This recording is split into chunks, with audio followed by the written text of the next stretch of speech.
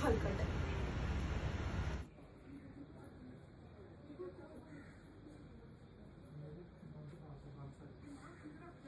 ਅੰਦਰ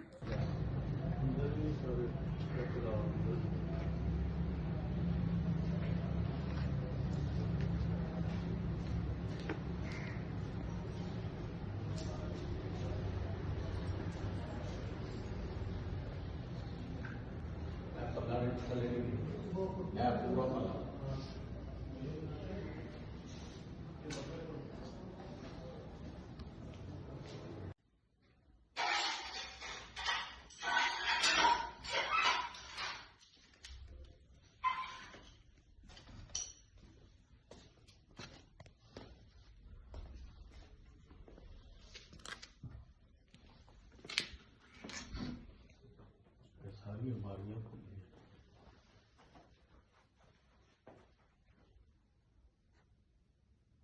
ਇੱਧਰ ਇਹ ਵੀ ਤਰੋੜ ਦਾ ਸਟੋਰ ਦਾ ਵੀ ਤਰੋੜ ਛੱਡਿਆ ਲੋਕਾਂ